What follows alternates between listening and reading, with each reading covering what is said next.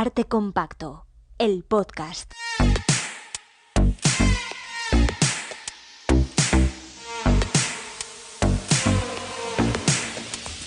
Con Juanra Sanz y Bernardo Pajares. Juanra querido, ¿cómo estás? Bien, ¿y tú? ¿Qué estás bebiendo por estas tazas que tenemos de Arte Compacto? Pues agua, la verdad. Es agua. Es agua que le gusta mucho a nuestro gato, a Sebastián, que sobre todo mi taza, oye, tiene una fijación con ella que en cuanto la dejo despistada, se me acerca y se bebe la taza entera. Tiene su bebedero ahí, al lado. No, pero literal, tu taza le gusta más. La taza de Arte Compacto de Bernardo es la que él quiere para beber. Mira, me está mirando ahora, está ahí. Está aquí encima de la mesa. Ha tardado en salir en la conversación un minuto, no, menos. Es el protagonista de esta casa, Sebastián, lo sabes. Lo es. Por cierto, gracias a Gracia, nuestra amiga, que nos regaló estas tazas hace unos meses. ¿Cierto? Poco las hemos mencionado. Muy poco, pero siempre bebemos de ellas. Una con el logo de Arte Compacto y la otra con el Mercurio y Argos de Rivera y nosotros mirando el cuadro. Maravilloso. Sí, precioso. Bueno, ¿este episodio sorpresa qué? Bueno, sorpresa tampoco. Hace casi un mes que publicamos el último y nos toca ya. No, pero siempre publicamos los fines de semana y de repente nos sacamos de la manga este episodio a 1 de diciembre. ¿Por qué es esto? Bueno, porque es Navidad y estamos muy contentas. No. Bueno, porque a pesar de que todos los que y las que nos conocéis sabéis que siempre decimos que odiamos los días internacionales o los días no sé qué, sin embargo, hoy... Sebastián, sí, no te preocupes. Sebastián bebiendo de tu taza. Tirando el móvil que protegía mi taza para beber. Ya está bebiendo. Bueno. Lo estoy grabando, ¿eh? Bueno, que decía que a pesar de que odiamos los días internacionales o tal día como hoy y todo eso, pues hoy es evidente que hay una excepción grande. Hoy, día 1 de diciembre, es el Día Mundial de la Lucha contra el SIDA. Se celebra el 1 de diciembre de cada año y... Sí. En torno a este Día Mundial de la Lucha contra el SIDA hemos decidido publicar este episodio. Un episodio que, como otros muchos de Arte Compacto, vamos a hablar de artistas y SIDA. Sí, y no es que tengamos odio, es que nos da un poco de pereza el tema de los días mundiales porque hay días mundiales de todo, como sabéis, y pues es que si haces esto, pues haríamos solo episodios de días mundiales. Y no puede ser tampoco, ¿no? Antes de ir al tema, por favor...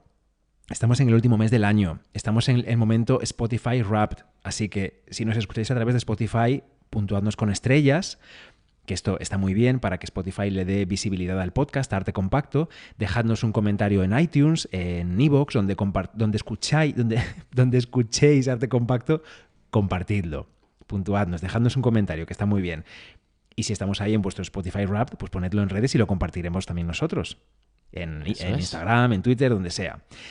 Juanra, no te libres de los saludos. Yo quiero mandar saludos hoy a Monse Melguizo, a nuestra seguidora oyente vecina, y a Alfonso, que nos preguntan por los directos. ¿Cuándo volverán los directos? Bueno, tranquilos todos, tranquilas todas, habrá directos, hay conversaciones, como dicen las estrellas, estamos en conversaciones. Todavía no sabemos si el primer directo, que ya será en 2023, será en Barcelona, en Madrid, en qué ciudad de España, pero habrá directos. Perdón, por cierto, si nos habéis escrito preguntando por ese tema o por otros, por redes sociales o por correo electrónico, respondemos a veces tarde, pero respondemos. Sí, aunque respondamos tarde, respondemos siempre. Es así. Bueno, siempre, casi siempre. Bueno, ¿os acordáis del caso Pamela Banos? En el episodio sobre Vivian Maier mencionábamos todo el rato a la autora de su libro, del libro sobre Vivian Maier, interesantísimo, que tenéis que leer si no lo habéis leído, Pamela Banos. Bueno, al día siguiente de publicar el episodio, nos escribió un correo y estábamos asustados pensando que nos iba a echar la bronca. Bueno, pues nos ha pasado algo parecido. En el último episodio sobre Berlín, en el episodio de Arte Compacto 58, mencionamos a María López Fanjul, comisaria de los Museos Nacionales de Berlín, autora de esos itinerarios maravillosos sobre mujeres y temática LGTBIQ+, en el Bode Museum. Bueno, pues a los 2 o 3 días teníamos sendos mensajes suyos y pensamos, ay, Juanra, ay, Bernardo, que María nos va a echar la bronca. Bueno, pues no. Le ha gustado mucho que la mencionemos, le ha gustado mucho que prestemos atención a esos itinerarios y la vamos a entrevistar en Radio 5 el 17 de diciembre, que además es un día muy especial para nosotros, así que 17 de diciembre en Radio 5, María López Fanjul, escuchad esa entrevista porque va a estar muy bien. Muy bien, sí. Bueno, cariño, ¿vamos con el tema? Sí, venga, así a saco ya, ¿no? Venga, a saco, por favor. 1 de diciembre. Bueno, cuando escuchéis esto, Para nosotros es 1, para vosotros el día que sea, del año que sea, 2025, 2028, 2030, lo que sea. Sí, 1 pero hoy de es diciembre. uno de esos días en los que estamos grabando hoy porque hoy hay que grabar. Porque, ya lo hemos dicho hace un momentito, el día 1 de diciembre es el Día Mundial de la Lucha contra el SIDA. Es un día que dice la organización independiente que gestiona este día que es una oportunidad para que las personas de todo el mundo se unan en la lucha contra el VIH, muestren su apoyo a las personas que viven con este virus y conmemoren a los que han muerto por una enfermedad relacionada con el SIDA. Yo quiero recordar que el VIH y el SIDA no son sinónimos. El VIH es un virus, el de la inmunodeficiencia humana, que afecta al sistema inmunitario, lo debilita y hace que, llegado a un punto, no pueda defenderse de infecciones u otras enfermedades que pueden ser mortales para la persona que lo sufre. Y esto ya es lo que se llama SIDA, el síndrome de inmunodeficiencia adquirida. Ese momento en el que el sistema inmunitario, ya muy débil por culpa del virus del VIH, se expone a las enfermedades oportunistas y puede hacer que la persona enferma pues muera. ¿Sabes que el nombre que se propuso inicialmente en vez de SIDA era GRID? ¿Y sabes lo que significa GRID? No. Gay Related Immune Deficiency. Ah, mira. Inmunodeficiencia relacionada con los gays. Ya sabes. GRID. Así son. Bueno. Hoy ya sabemos, todo el mundo, que alguien infectado con VIH puede, con medicamentos, frenar su efecto y llegar a ser indetectable, que es lo mismo que ser intransmisible, es decir, poder vivir toda su vida con ese virus a raya, sin contagiarlo y sin desarrollar jamás el SIDA. Por tanto, vivir una vida relativamente sana toda su vida. Estos tratamientos consisten en un montón de pastillas, al menos una al día, aunque depende de los casos, pueden ser bastantes más.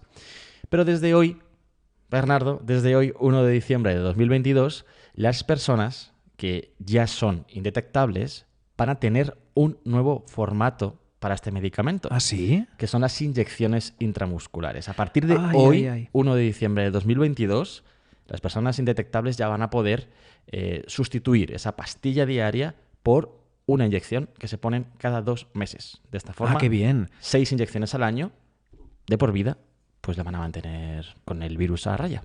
Pues me alegro un montón. Hombre, ¿sabes qué? es un cambio. Dices inyección y a mí me da como cosa porque lo de las agujas a mí nos pasa a los dos. Pero maravilla porque además son muy pocas inyecciones y demasiadas pastillas. Claro. Así que muy bien. Además ya también sabemos avance. todos que muy bien. Hoy tenemos antirretrovirales, que evidentemente pues el pre y post exposición del VIH, que frenan el contagio y que está haciendo que los números de contagio pues bajen. El problema que sigue hoy en día a tope, la estigmatización, evidentemente. Desde el principio ya lo fue, una enfermedad que va emparejada al estigma. Y de eso vamos a hablar hoy, en Sí. relación con los artistas, Sí. con artistas que son de hace décadas ya y que vivieron esa oleada tan terrible en la que la estigmatización era mucho peor todavía que hoy. Es que estamos tú y Mucho yo peor. cada vez más interesados en este grupo de artistas, en este tipo de creador que vivió en los años 80 y 90, especialmente en Nueva York, pero no tiene por qué solo, y que vivieron en primera mano la crisis del SIDA, ¿no? Y que algunos de ellos murieron por alguna enfermedad derivada del SIDA. Sí, bueno, lo hablamos aquí ya con nuestra invitada Andrea Galaxina en el episodio 52 de Arte Compacto, con su libro maravilloso Nadie miraba hacia aquí, Sí. sobre cómo la pandemia del SIDA provocó una reacción en el arte, cambiando el curso del arte contemporáneo. Sí. Bueno, movimientos como ACT UP, como Grand Fury, con carteles, pósters, como ese silencio igual a muerte, ¿no? Y aquí... Todo pues, esto va a estar hoy somos- en la mesa, todo esto. Sí, aquí somos antisilencio en general, con las palabras de las que la gente no habla, las decimos. SIDA, VIH, lesbiana, qué palabra tan bonita, hay que decirlo más, lesbiana, Otra gay, vez. trans, maricón. No lo he dicho, lo has soñado. Ah, vale, perdón. Lo has soñado, Juanra. Es que como me lo has dicho esta tarde, a lo mejor yo pues creo yo que ya es que, confundo. como ya. te han quitado las muelas del juicio, estás Bueno, un poco drogui todavía con las pastillas. No tengo buen juicio, yo. Te han No, quitado 2 muelas del juicio en el mismo día. O sea, Juanra Sí. lo ha pasado fatal. No, tampoco te pases, por No, favor, no, Bernardo. Estamos aquí Esto hablando es de así. VIH y SIDA y vas a decir que yo le paso fatal por unas muelas del Bueno, juicio. una cosa no quita que la nada, otra. que ha sido una semanita de un poco de sufrimiento, nada más. Sobre todo por el hambre que he pasado, que yo necesito comer sólido y calentito.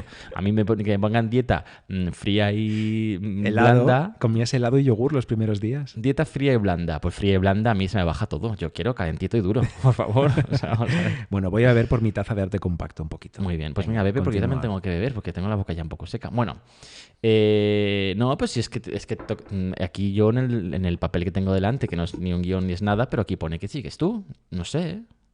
Ah, sigo yo. Ah, muy bien. Que Pues igual nada. no, ¿eh? Ah, bueno, pues es que pensaba que esto lo ibas a contar tú. Pues lo Pues cuento yo lo yo. cuento. No, lo voy a contar yo. Mira, me Venga, apetece a mí. pues Porque dale. ya os hemos dicho aquí en el podcast que nos interesa muchísimo, lo sabéis, y lo contamos todo el rato en redes sociales, @artecompacto, la historia de Peter Hujar y David Bogdanovich. Hombre, claro. También nos interesa Mapplethorpe. Acabamos de ver el documental que está en Filmin. Oye, Filmin y su festival, Sí, ¿cómo se Dart llama? Festival. Dart. Muy interesante, documentales muy importantes, muy buenos ahí, dale. También Warhol, Keith Haring, Basquiat, todos ahí en ese entorno. Os voy a hablar de ellos ahora mismo, ya verás, Juanra, que va a ser Genial, interesantísimo. me encanta. Ellos pasaron en esos años 70, 80, esta pandemia, que era algo desconocido, no se sabía lo que era, el cáncer gay le llamaban al principio. Ujú. En un primer momento se pensaba que era un cáncer que solo afectaba a los homosexuales. Sí.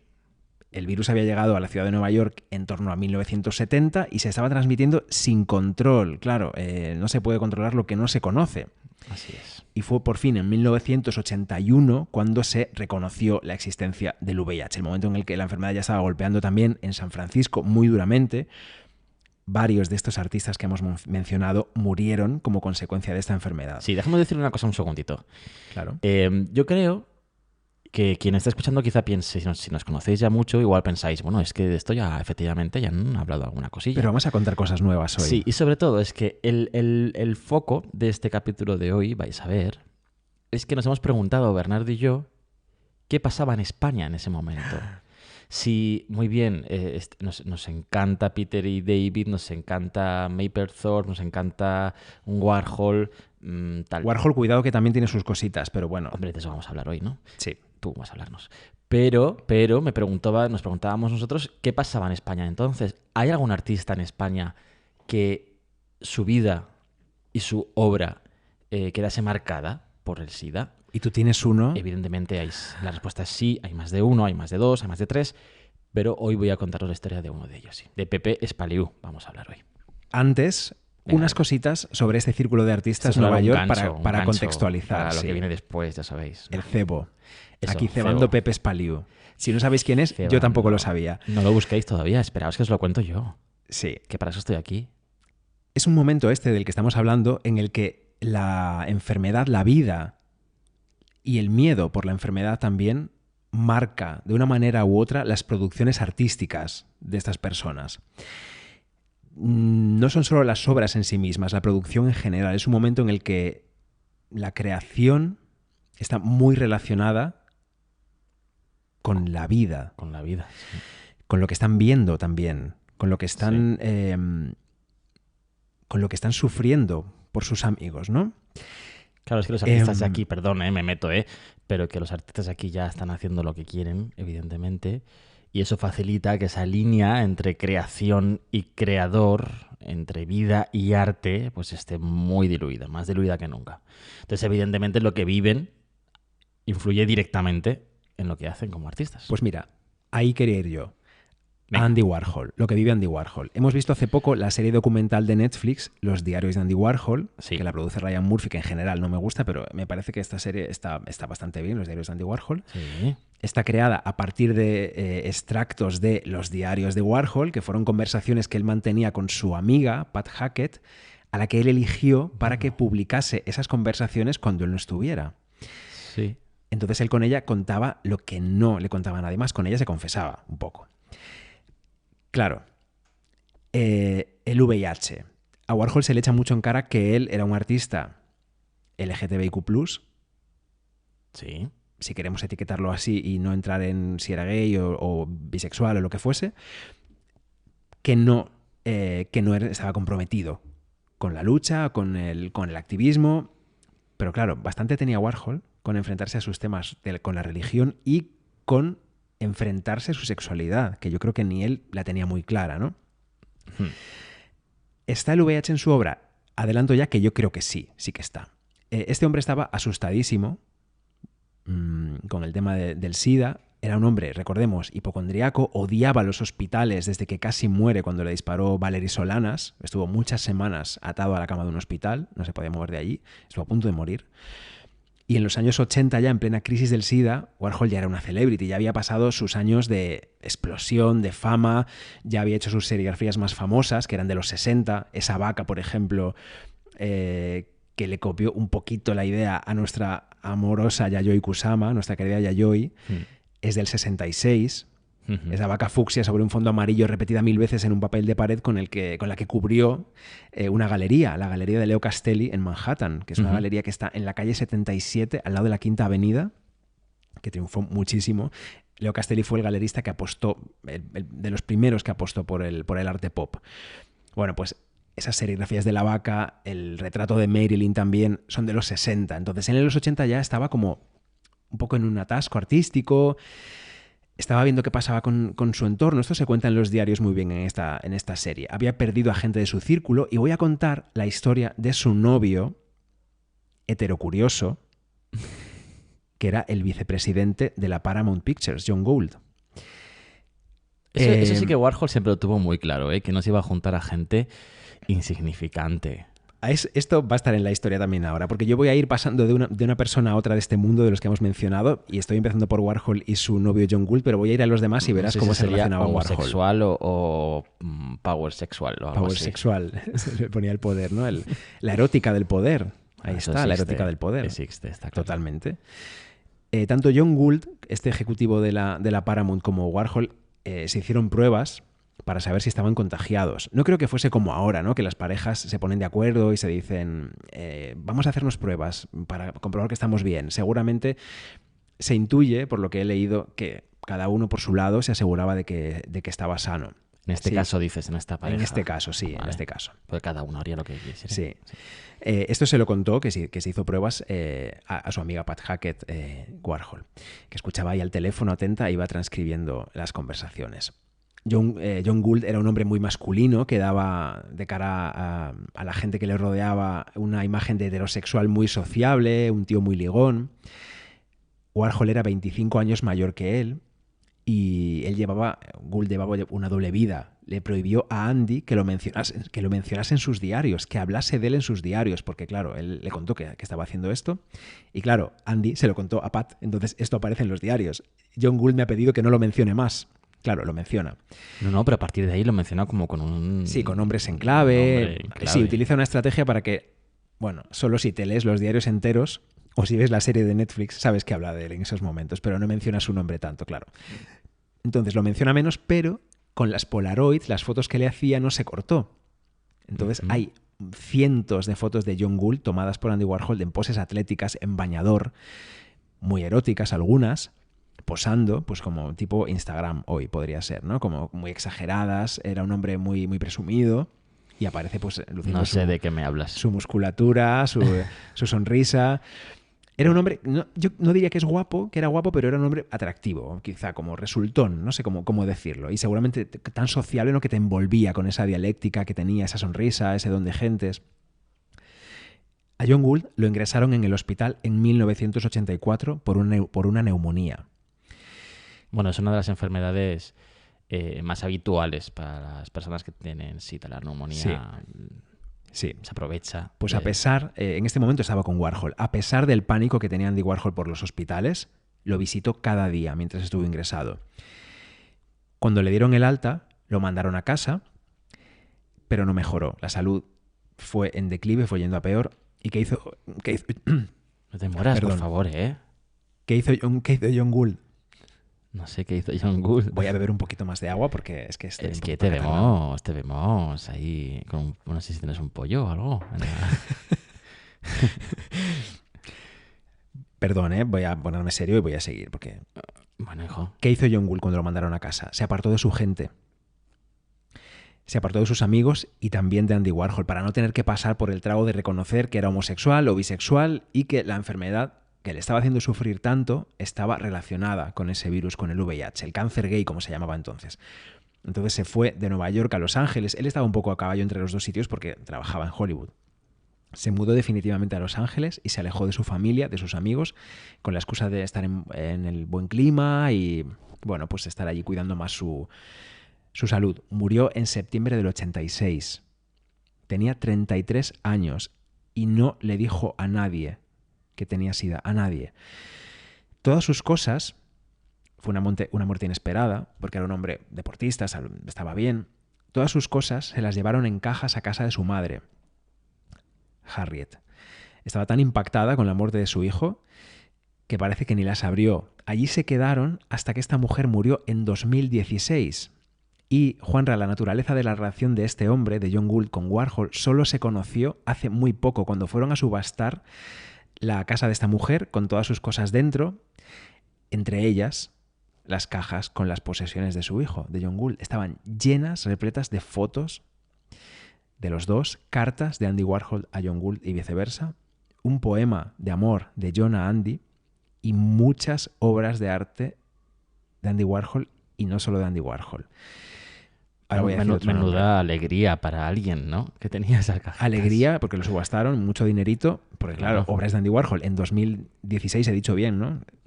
Fue un impacto para la familia, para el hermano de John Gould, que sale en el documental, saber que su hermano había sido novio de Andy Warhol, porque pensaban que había sido como su amigo especial. Esta familia no había leído los diarios de Andy Warhol, claro.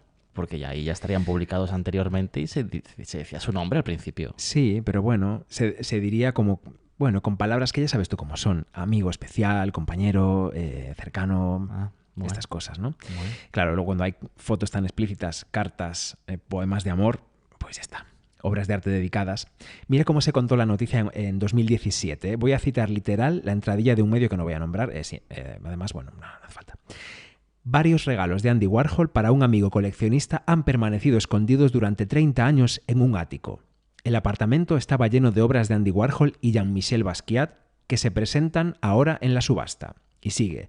Las obras proceden de la colección de John Gould, amigo de ambos artistas que falleció en 1986 a la edad de 33 años. Amigo... Silence. Tal... 2017, antes de ayer. He mencionado ya Basquiat. Igual en otro episodio hablamos de la relación artística entre Warhol y Basquiat, si quieres. Si queréis que lo hagamos, hablamos de Warhol y Basquiat, que tuvieron ahí una relación también interesante. Decíamos ya, años de bloqueo de Andy Warhol, era más celebrity que artista en este momento, no estaba muy inspirado, él mismo cuenta que no sabía qué hacer, tenía su programa de tele, su revista Interview, y recibió un proyecto, un encargo, que era hacer una versión de La Última Cena de Leonardo, para un galerista, Alexandre Iolas, en Milán, para que conviviese esa creación de Leonardo con La Última Cena creada por Andy Warhol en Milán. Esto se inauguró en enero de 1987. Bueno, y allí fue Warhol a la inauguración, ¿no? Sí, fue a la inauguración y fue de lo último que hizo, de hecho. Hay una biografía de Warhol que está escrita por Jean-Noël Liot, publicada por ARPA, y aquí menciona ese encargo. Dice, su último encargo le llegó por intermediación de Alexandre Iolas, el hombre que había organizado su primera exposición en Nueva York. Fue una reinterpretación de La Última Cena realizada por Da Vinci entre 1495 y 1498 para los dominicos de Santa María delle Grazie de Milán.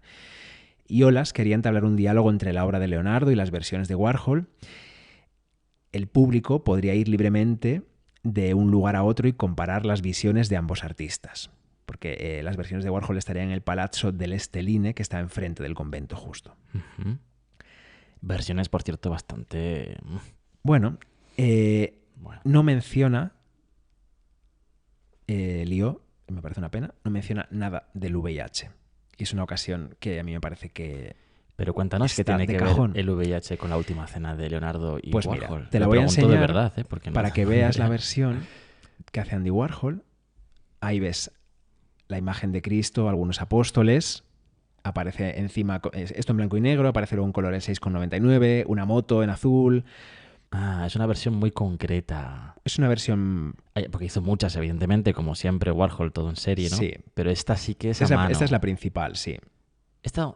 ¿Sabes dónde está esta obra? Porque creo que es como importante. Está en el Museo a la Vista. Está en el Museo Warhol, ¿no? Creo que es del Museo Warhol, sí. No estoy seguro. Luego lo compruebo. Sí, que lo es, sí.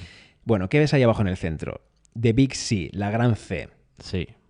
Bueno, la Gran C es como se conoce. Hay una serie que se llama así, The Big C, una serie de hace unos años.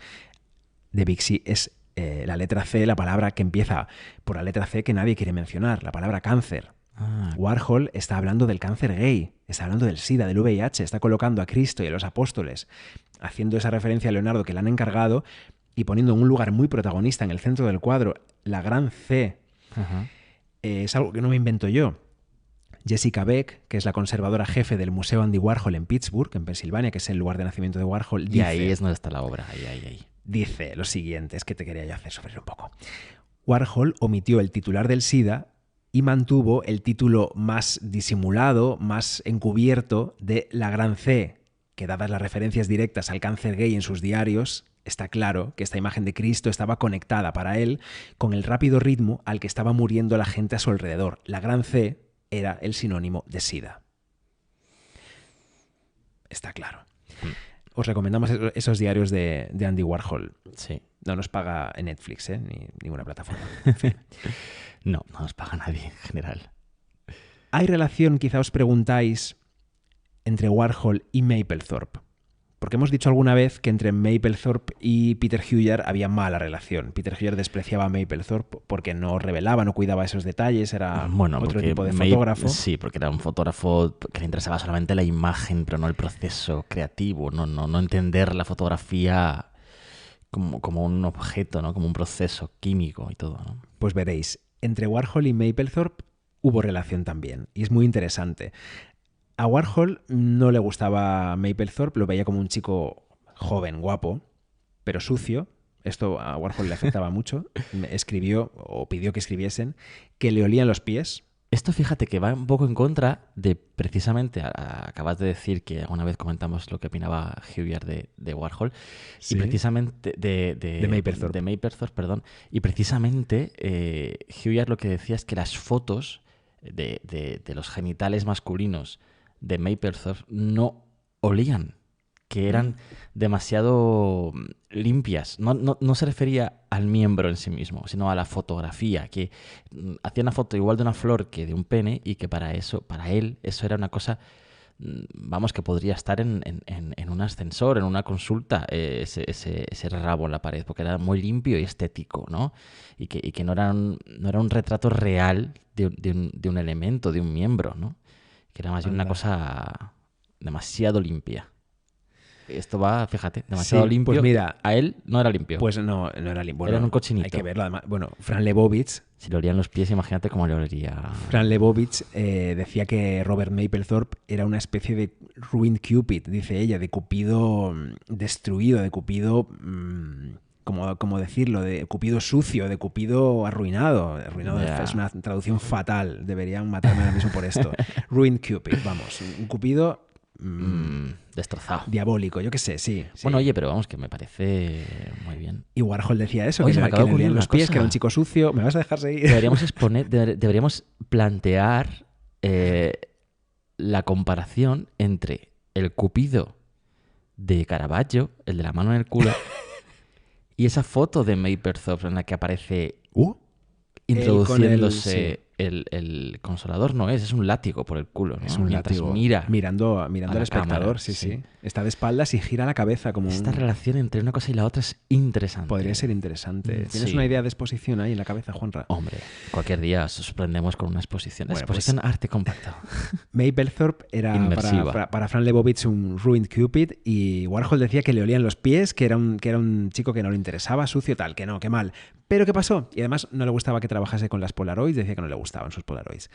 Pero parece que empezó a gustarle o a interesarle, y aquí viene tu, ¿cómo era? Power sexual, ¿le has llamado? ¿Cómo era?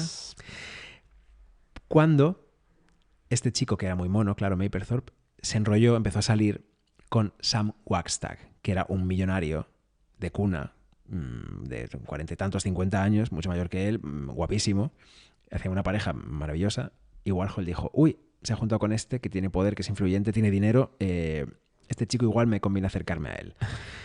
Claro, se conocían también de verse por la noche. Debbie Harry era camarera del local al que iban, que esto me ha flipado, que lo hemos visto en el documental sobre el Mapplethorpe. Kansas City, ese debe ser, madre mía, increíble. Qué lugar. ¿Qué pasó? Que Warhol acabó contratándolo para hacer fotos para su revista Interview, a Mapplethorpe, al que le olían los pies. Y hay un momento aquí maravilloso de coincidencia de alineación de astros, Juanra, que son unas fotos que, atención, Robert Mapplethorpe le sacó a Grace Jones, a la estrella, a la diva Grace Jones, pintada, con su cuerpo pintado por Keith Haring. Bueno, es que... Y estas fotos ¿qué grupo? las encargó Andy Warhol para su revista Interview. Madre mía. Y te voy a enseñar 3 o 4. Mira qué maravilla. Bueno, por favor. Maravillosa. Es ella desnuda con un sombrero altísimo, con todo el cuerpo pintado con esas pinturas típicas de Keith Haring, que son como es su propio sentido tribal, ¿no? Keith Haring con es sus rayas, otra puntos, maravilla, ¿eh? que aquí en España pues se hizo famoso su estilo por los muñequitos cuando se ve la campaña de Amena, ¿te acuerdas? De teléfonos móviles. Ay, no me acordaba de esto. Claro. Qué fotos más bonitas. Maravillosa. Ella desnuda, altísima, negra como es, increíble.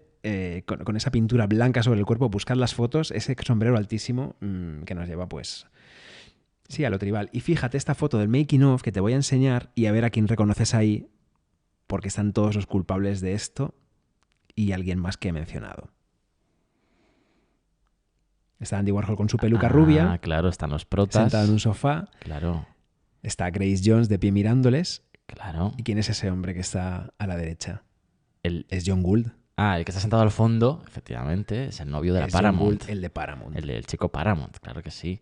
Y aquí agachadito está Keith Haring haciendo los dibujos. Keith Haring en el agachado cuerpo. pintándole el cuerpo a ella. Bueno, Sí. buscad esas fotos. Grace Jones por Keith Haring, fotografiada por Robert Mapplethorpe. Maravilla. Locura. Es que qué momento ese, ¿eh? Qué gente, qué maravilla, de verdad. Increíble. Qué momento en la historia, ¿no? Yo cambio el Renacimiento y el Barroco por esta época, de verdad, por este momento, Nueva York.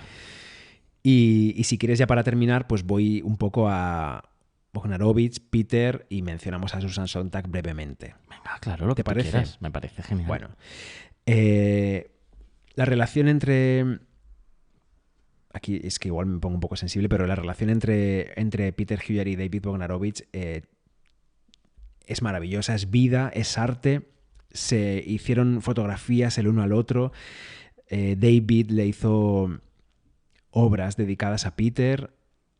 Peter Hugher tuvo en su habitación una obra de David hasta que murió en el cabecero de su cama.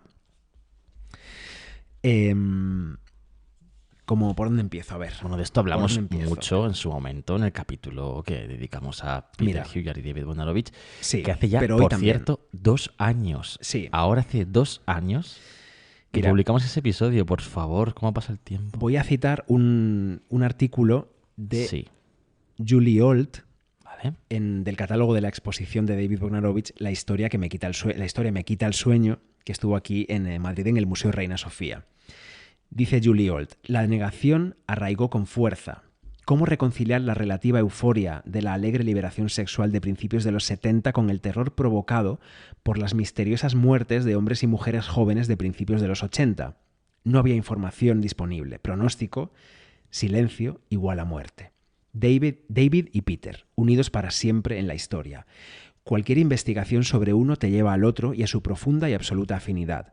La relación más importante de dos personas que no sentían inclinación alguna por las relaciones de pareja convencionales. Una relación basada en la presencia del otro en el mundo. Qué bonito, por favor.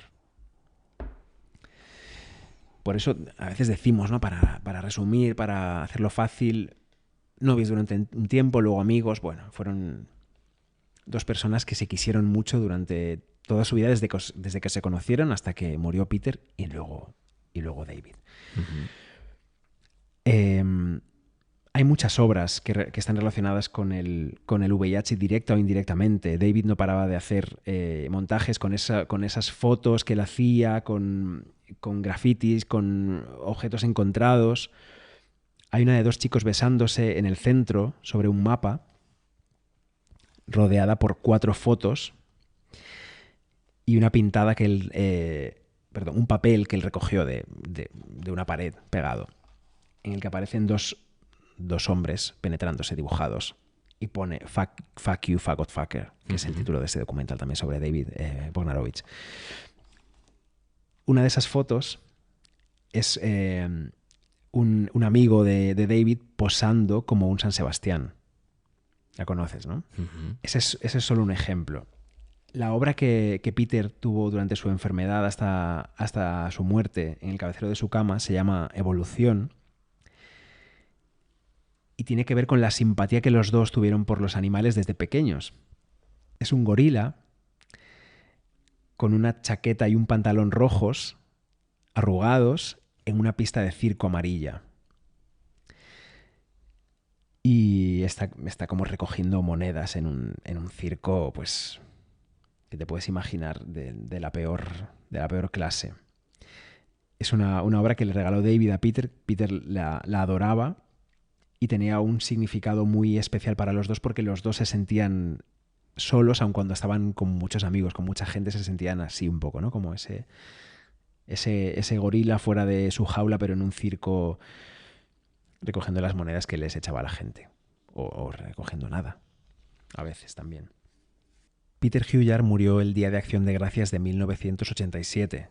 Estaban tanto David como algunos amigos cercanos en el hospital, en la habitación 1423, cuando murió, y después de morir, David pidió a todos que abandonaran la habitación para poder quedarse a solas con él unos minutos. Y en ese momento, con su cámara Super 8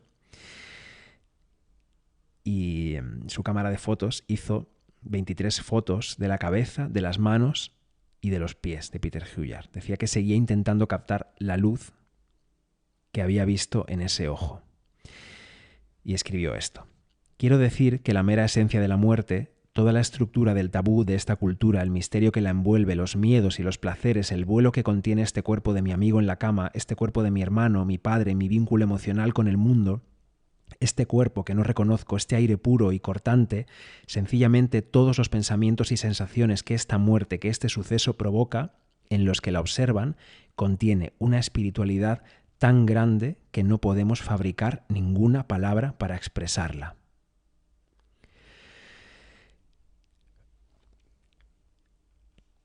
Las fotos no sé si deciros que las veáis o que no. Sí, hombre, sí. A él le dolió mucho no poder mostrar esa vida en la mirada de Peter, y luego creó otra obra en la que recortó un ojo de una revista, un ojo abierto, y ese ojo sí tenía brillo, sí tenía vida, sí tenía la vitalidad de la mirada. Bueno, podría estar hablando mucho rato, pero quiero que hables de Pepe Espaliu. Puedo terminar igual con una cosa interesante de Susan Sontag, antes de pasar a España, y ya tenéis Nueva York suficiente y miles de citas de lugares para buscar. Pero si te parece, Juanra, termino con Susan Sontag, Claro. que conoció a toda esta gente. Hombre, ahí estaba ella. Otra a la que le olían los pies, probablemente, por lo que dice nuestra amiga Isa Calderón. En Deforme Semanal Ideal Total, que tenéis que escucharlo si no lo habéis escuchado todavía, Ahí dice seguro que sí. se duchaba poco. Bueno, es que lo dicen en su vida y obra. Esto que voy a contar aparece en el libro Sontag, Vida y Obra de Benjamin Moser, editado por Anagrama. En Así vivimos ahora, que Susan Sontag publicó en The New Yorker en noviembre del 86, dice esto. Una serie de personas hablan sobre un enfermo sin nombre que ha contraído una enfermedad que tampoco se llega a nombrar, pero nadie parece saber a ciencia cierta qué está pasando. Dijo Úrsula. Abro comillas. Dijo Úrsula. Y al parecer encajó la mala noticia casi como un alivio. Según Aira, como un golpe verdaderamente inesperado, según Quentin, las cosas solo se saben según fulano o mengano, según terceras personas. Y los personajes viven acosados por un temor que todo lo invade. Bueno, estos días todos andan preocupados por todos, dijo Betsy. Al parecer, así nos ha tocado vivir. Así vivimos ahora. En otra obra, La enfermedad y sus metáforas, dice, la enfermedad es el lado nocturno de la vida, una ciudadanía más cara. A todos al nacer nos otorgan una doble ciudadanía, la del reino de los sanos y la del reino de los enfermos. Y aunque preferimos usar el pasaporte bueno, tarde o temprano, cada uno de nosotros se ve obligado a identificarse, al menos por un tiempo, como ciudadano de ese otro lugar. Juanra, ¿sabes que Susan Sontag escribió un montón de diarios, casi 100 volúmenes de diarios? Hay unas páginas dentro de esos diarios que son sobrecogedoras. Una lista de muertes por SIDA. Solo los nombres, uno detrás de otro. Y en esa lista están estos nombres a los que conocía. Peter Hugyar, Robert Mapplethorpe, Keith Haring, Jack Smith, Michel Foucault, Bruce Chatwin y otros cuya muerte contribuyó a una mayor concienciación sobre la enfermedad. Rock Hudson, Halston, Liberace, Perry Ellis.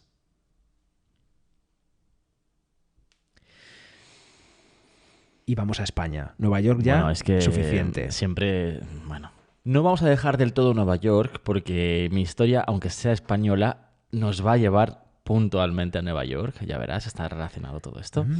Pero Te sí, escucho atentísimo, ¿eh? Porque yo ahora ya voy a descansar, bebo mira a ver si es y te verdad. escucho súper atento. Mira a ver si es cierto que me dejas.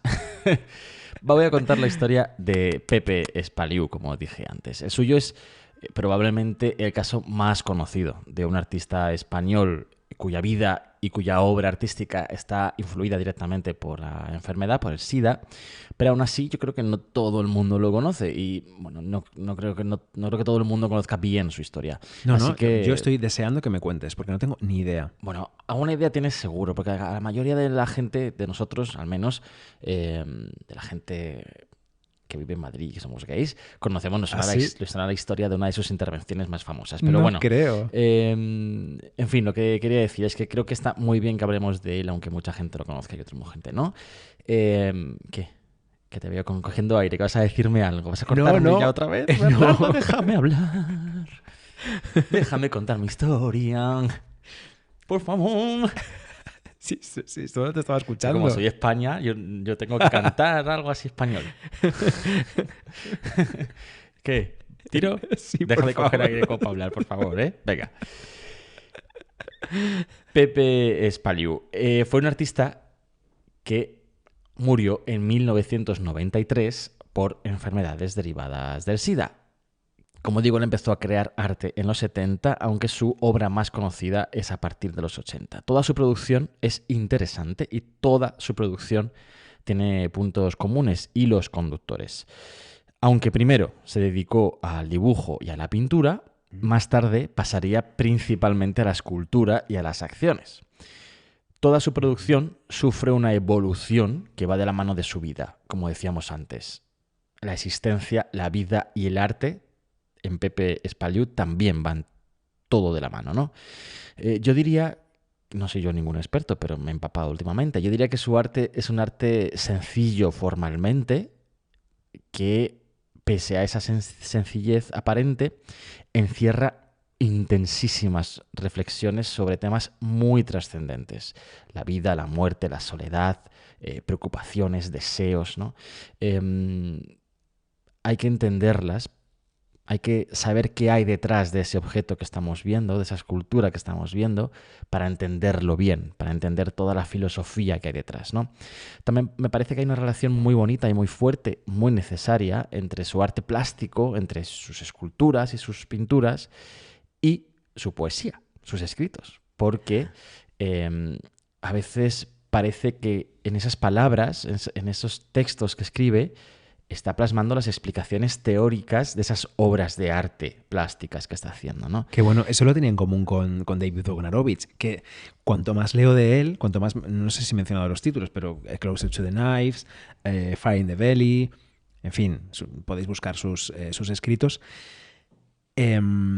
Cuanto más leo de él, más me doy cuenta de lo bien que escribía. Bueno, lo habéis escuchado. Que yo Sí. lo he leído fatal, seguro, pero porque No. a veces no ponía puntos, no ponía comas y tal. Era como una corriente de conciencia su escrito, pero era un artista escribiendo también. Esto Pues, lo tienen en común Pepe Espaliu y él. de hecho, Pepe Espaliu, ya te contaré después que no sé si le llegó a conocer, pero al menos sí que conoció bien su obra, la de David Wojnarowicz, y le influyó, por supuesto. Luego diré cómo. Pues eso, que las palabras, esos textos y sus obras artísticas se completan, ¿no? Es como que cierran el círculo por completo, ¿no?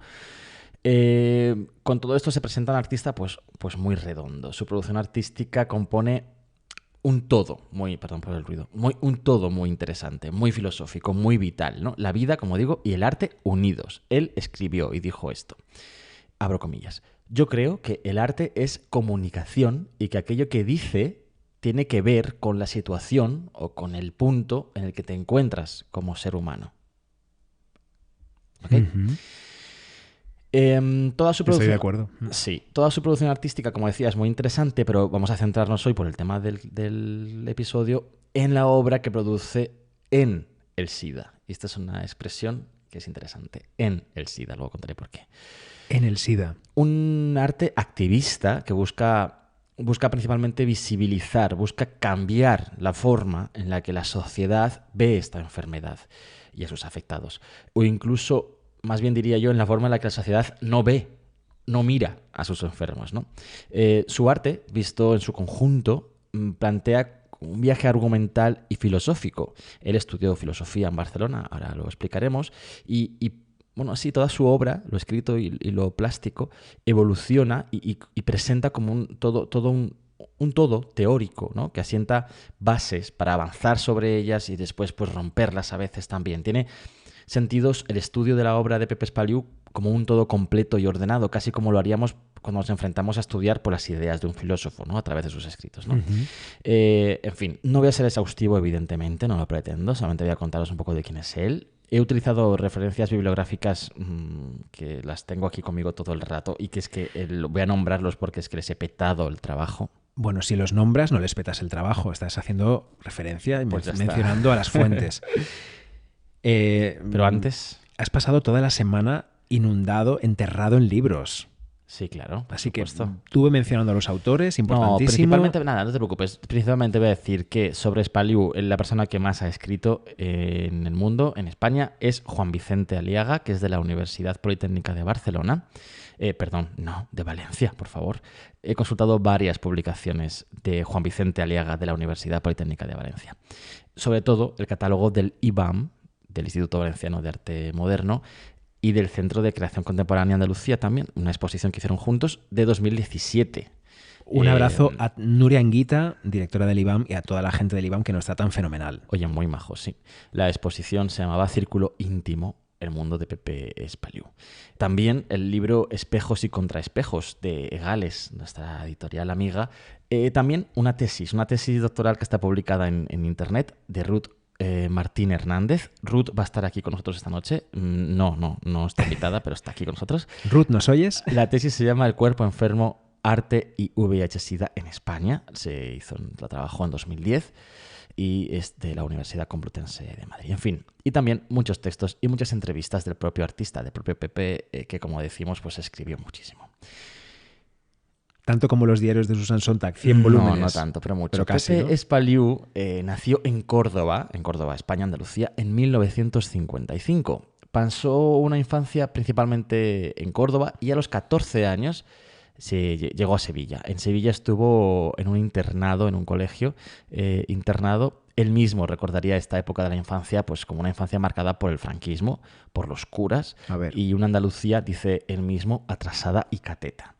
Esto hizo que, en cuanto pudo, dejó Sevilla y se fue a Barcelona. Dice que la Facultad de Bellas Artes de Sevilla era alérgica a la modernidad. Hombre, y Barcelona es mucho más cosmopolita. Hombre, dice Barcelona. Él le llama Barcelona de euforia. La Barcelona de Euforia, no la serie, claro. No de Euforia, spin-off Barcelona, ¿no? No. En Barcelona se matricula en Historia y en Filosofía y también en la Escola Massana, que es el Centro Municipal de Arte y Diseño de la ciudad de Barcelona, que a día de hoy sigue abierta y trabajando. Barcelona le supone pues entrar en contacto con ambientes muy creativos, enérgicos, pobres económicamente, pero muy potentes enérgicamente. Y bueno, la Barcelona de Ocaña y de Nazario, Bernardo. Estamos en los años 70 en Barcelona, ¿no? Nazario, ilustrador, autor de cómics, maravilla. Claro, también Ocaña, una Barcelona que sentiría cerca todavía de alguna forma a Jean Genet y donde pues Espaliu entró en contacto con el psicoanálisis por primera vez. El psicoanálisis está súper presente en toda su obra. Te veo lo que viene. Viene Lacan, ¿no?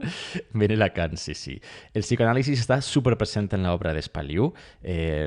Dice Juan Vicente Aliaga que especialmente en cuestiones como la escisión del yo, la construcción de la identidad, la presencia del doble, la máscara para la ocultación del individuo, algo de lo que ya hemos hablado muchas veces. Ponte bien la máscara, tu máscara. En fin, Freud Lacan, Proust. Sobre Lacan, podéis leer mucho sobre Lacan o también podéis escuchar de forma semanal Ideal Total semanal. Con Isa Calderón y Lucía Ligmar. Sí.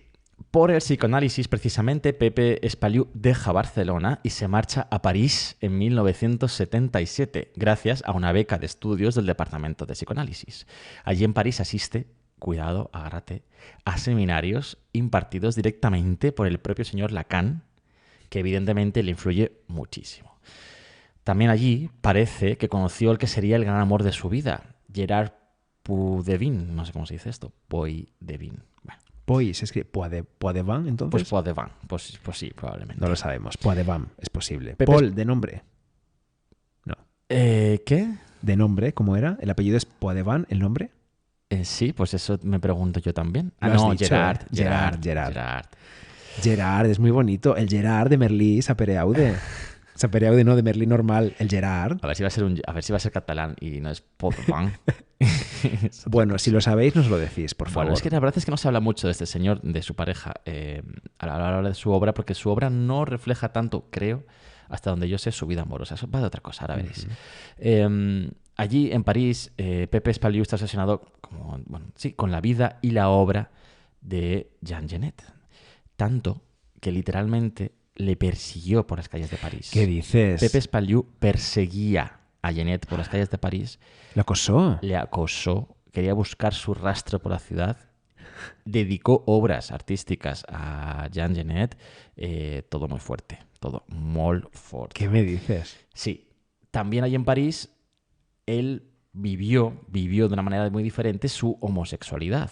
Para sorpresa de nadie, Pepe Espaliu era homosexual, que la homosexualidad, ten en cuenta que todavía estaba penalizada en Francia. No se despenaliza hasta 1982. Estamos aquí en los 70, justo, ¿no? Como todos los demás, pues tuvo que frecuentar urinarios públicos donde los hombres se encontraban para tener sexo. Experiencias, todas estas, pues que marcarían su futuro totalmente. Como lo fue también, por cierto, conocer los extrarradios de París. No sé si tú has estado alguna vez, Bernardo, en un extrarradio de París, pero es muy fuerte. No he estado. Los banlieues se dice eso, ¿no? ¿El banlieue? Pues sinceramente no lo sé. Yo he estado en uno de ellos porque he entrado en París en camión y me he ido a un almacén de un extrarradio, de una zona del extrarradio de París, y he alucinado. Realmente son lugares, distintos a la ciudad de París. Bueno, es la ciudad de París, pero no lo parece, ¿no? Son lugares en los que, hay comunidades de inmigrantes que viven allí y como dicen las personas que hablan de Pepe Espaliu, le impactó muchísimo esas comunidades de inmigrantes que estaban negadas, estaban invisibilizadas precisamente, están apartadas, ¿no? Están en París, pero están al margen completamente. Estando allí en París también empezó a colaborar en una revista sevillana sobre arte que se llamaba Figura, para la que escribió como crítico de arte allí en París desde 1987, cuando vuelve a España. En el 87 vuelve a Sevilla.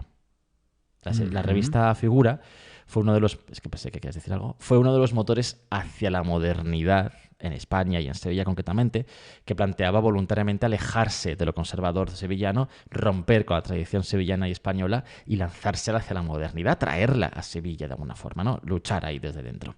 Qué bien. Allí, ya en Sevilla, ya de vuelta en Sevilla, en el 87, como digo, se reunió con un grupo de artistas muy potente en esta segunda mitad de los años 80 que se había creado en torno precisamente a esta revista.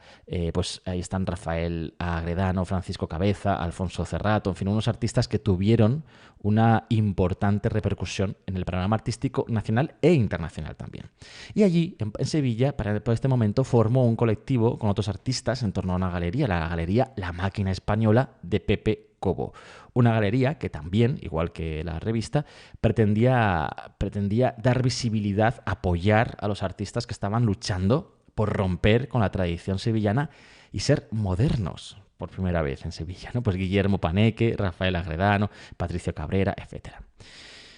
Lo que les unía a todos ellos, pues crear obras de arte que ellos utilizaban como medio para reflexionar y para plantear distintos puntos de vista sobre asuntos importantes. La obra de arte para ellos no es el fin.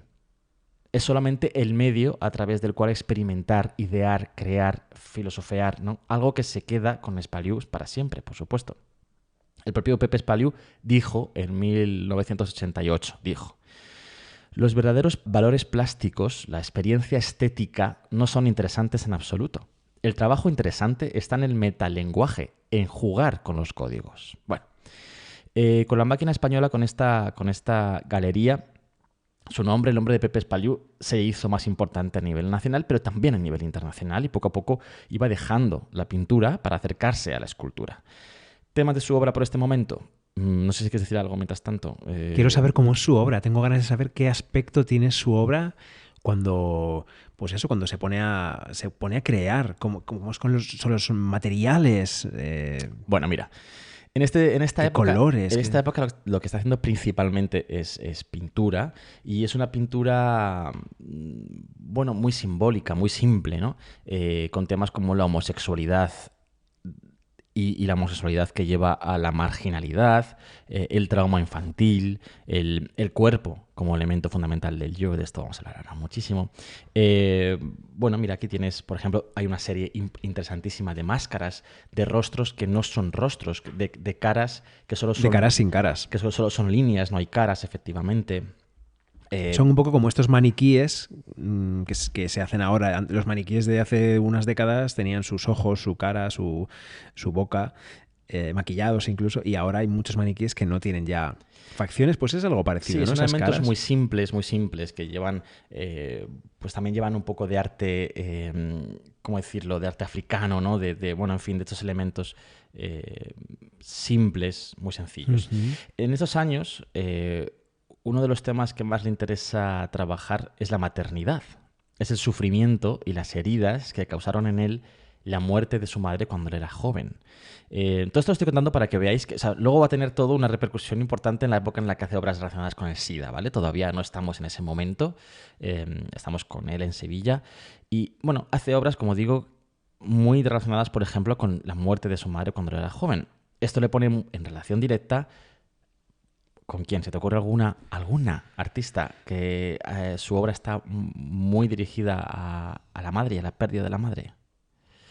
Pues Yo ahora te digo mismo yo, no. La de las arañitas. Louis Bourgeois. Louis Bourgeois. Esa araña, mamá, que está, por ejemplo, en Bilbao, en el Guggenheim, en la calle. La madre de ella había muerto cuando ella tenía 21 años. Y le hizo esa muerte, fue lo que le hizo cambiar de vida y dedicarse al arte, ¿no? La araña es el símbolo de su madre, protectora, buena madre, defensora, pero también tejedora, también restauradora, porque la madre de Luis era tejedora, era restauradora. Qué maravilla, Louis Bourgeois.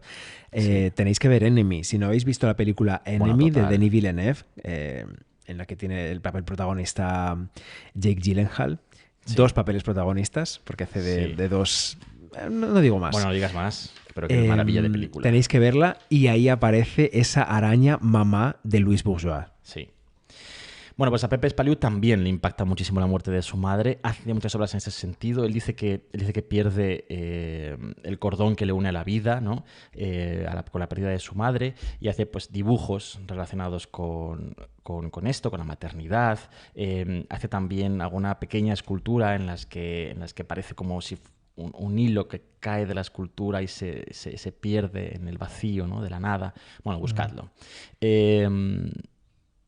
Bueno, él empieza con esto, con este dolor, con la pérdida de su madre, empieza a encontrarse aislado, empieza a encontrarse como fuera de una sociedad, empieza a encontrarse como marginado del contexto social. Es que es muy duro, ¿eh? Perder a una madre tan joven, tan pequeño, ¿no? Totalmente. Es muy duro. Y también la idea del cuerpo está aquí muy presente y va a estarlo siempre. Estoy nombrando algunos temas que tienen relación con lo que va a hacer después en relación con el SIDA. El cuerpo. El cuerpo es fundamental para Pepe Spaliu. En su papel, el del cuerpo, un papel fundamental de la construcción del ser, el yo frente al exterior, ¿vale? A ver, él siente una relación traumática con lo exterior a él, con lo ajeno a él, ¿no? Con su entorno. Por eso mismo que te digo yo, pues por un lado, la muerte de su madre, su homosexualidad. Él se siente fuera de una sociedad, él se siente ajeno a lo que le está rodeando. Claro, yo creo que esto tiene que ver, perdone que te interrumpo todo el rato, pero así puedes coger aire y beber un poco, con que cuando nos damos cuenta de que somos homosexuales, o las mujeres, de que son lesbianas, en fin, bisexual, aquí entra todo, el LGTBIQ+, queer, todo, que no encajas, ¿no?, en la heteronorma, tienes que manifestarte en los pequeños lugares en los que sientes que puedes hacerlo sin rechazo. Y a veces esos pequeños lugares son lugares oscuros y escondidos. Lugares oscuros y escondidos como un baño de una estación de autobuses, un cine a oscuras, un trastero. Bueno, hablas de espacios físicos y reales, pero llévalo a otro punto. Pepe Spaliu lo está llevando a otro punto. Lo está llevando también a esos sitios, pero sobre todo al yo, simplemente. Encerrarse en sí mismo, al yo. Y en ese sentido tiene relación directamente con su cuerpo. Por eso hablo del cuerpo. Para él, el cuerpo es esa línea, ese elemento, y digo línea con intención, es como un dibujo, esa línea que marca la separación entre lo interior y lo exterior. Esto es muy importante. El cuerpo es lo que a él le protege de lo que hay fuera. Lo que hay dentro de su cuerpo, lo que hay dentro de su materialidad, es él mismo, es su personalidad. Lo que hay fuera le hace daño, le hace sentirse mal, le hace sentirse dañado, está fuera de ese lugar. Y el cuerpo, esta materialidad del cuerpo, es lo que le protege de lo que hay fuera. Esto lo lleva también a representar muchas veces heridas que las incluye, muchas de ellas cosidas o incluso ya curadas, que son ya, ¿cómo se dice una herida curada? Son cicatrices, ¿no? Que son marcas, son marcas de la debilidad del cuerpo, son posibles accesos de lo exterior a lo interior de uno mismo, ¿no? Las cicatrices, son símbolos de la supervivencia del individuo frente a la agresión de lo externo, dice Ruth Martín de Hernández, la autora de la tesis. Así, sus pinturas de las primeras épocas son caras sin rostros, son contornos de cuerpos vacíos. Mira lo que dice él mismo sobre el cuerpo. Dice, en esta idea, ¿no?, del cuerpo como ese límite entre lo exterior y lo interior, entre lo íntimo y lo público, entre lo auténtico tuyo y lo que te hace daño en el exterior, ¿no? Dice, para quien es bisagra entre la constelación del mundo exterior y los propios espacios internos, entre lo externo como volumen y cuerpo como cavidad, sabiendo que la visión es siempre una herida trazada en la intimidad y que, mientras tú miras fuera de ti, otros te están mirando. Ojo en la oscuridad que se dilata, pupila ensanchada, contraída y desnuda del loco, del drogadicto, del maníaco y del obseso. Pues tiene muchísima relación con David Bogdanovich esto. Mucha. Bueno, el sentimiento sus labios cosidos, sus jeringuillas pintadas en los cristos. También hay muchas jeringuillas pintadas por Pepe Spaliu. Bueno, el sentimiento de marginalidad se acentuó, evidentemente, como decíamos, por su homosexualidad. En España es en 1978, el 26 de diciembre del 78, cuando se modifica la ley de peligrosidad social del franquismo y se despenaliza por primera vez la homosexualidad. Bueno, espero que haya quedado clara la idea esta del yo y del cuerpo como elemento separador y tal y cual, ¿no? Pero, porque claro, es muy importante esto. Él se encierra en sí mismo, no solamente en esos baños que decías tú, ¿no?, en esos espacios privados, sino que él se encierra. Su vida es lo que está dentro de ese cuerpo, dentro de esa mirada. Y cuando él sepa que tiene SIDA, va a tomar la decisión de hacer todo lo contrario. Va a tomar la decisión de abrirse a lo público, de expandirse por completo. Lo privado va a pasar a ser, ya veréis, público por completo. Wow. Fusionará su personalidad con lo que hay fuera. Romperá su cuerpo, romperá los límites de su cuerpo. Saldrá a la calle, se expondrá, se ofrecerá. Ya veréis. Bueno, esto tiene que ver con invadir ese lugar que te ha rechazado. Exacto. Ese lugar en el que no puedes ser tú porque eres incorrecto, eres perverso, no puedes estar, eres ese lugar sucio. Del que te han echado. Claro. Sí. Pues verás, es que en 1990 él pasa un tiempo largo en Nueva York. ¿Ah, sí? Él decide marcharse a Nueva York. Pues en el 90 un tiempo. Vivía David todavía. Hombre, por supuesto que vivía. En Nueva York, como decíamos, entró en contacto con lo que hacían todos estos artistas que acabamos de comentar. No solamente artistas, sino activistas que están en la defensa de los derechos de los homosexuales y la lucha contra los organismos gubernamentales que abandonaban por completo a los enfermos del SIDA. Sus muertes, ¿no? La lucha en Nueva York era contra la estigmatización del SIDA, ¿no? Contra el silencio, contra la indiferencia. Silencio igual a muerte. Bien, por cierto, todos estos artistas, todos los que estamos comentando, ¿vale? Son artistas, Jean Genet también, son artistas que le influyen, nos dice Ruth Martin, la autora de la tesis, dice que todos estos tienen algo en común y es que encuentran en la marginación una forma de huida que les excluye y aparta de su entorno. La creación de un mundo propio, muy personal, que les permite vivir una existencia paralela en la que encontrar su propio discurso y una manera de entender la vida que se separa del dogmatismo de las normas establecidas, ¿no? Totalmente. Esto se puede aplicar 100% a David Bonarovich, a su obra. Bueno, pues estando allí en Nueva York, estando Pepe Spaliu en Nueva York... ¿Qué me vas a contar? En 1990... ¿Sí? Se siente mal. Se hace las pruebas y le dicen que tiene SIDA. ¿Vale? Es ahí en ese momento cuando ocurre el cambio. Estando en Nueva York, no es tanto un cambio, es más bien una explosión en ese momento. No en ese momento todavía, te voy a leer. Lo que dice él mismo sobre el momento ese en el que se entera de que está enfermo de SIDA. De SIDA, porque ya tenía enfermedades oportunistas, ya estaba enfermo, ¿no? Dijo: caminar horas y horas sin parar, recorrer calles de arriba abajo y de abajo arriba. Esa fue mi inmediata reacción cuando me enteré de que padecía el SIDA. De esto hace ya 2 años. Estaba en Nueva York. La infección había comenzado mucho antes, pero soy incapaz de saber cuándo. Al principio experimenté rechazo.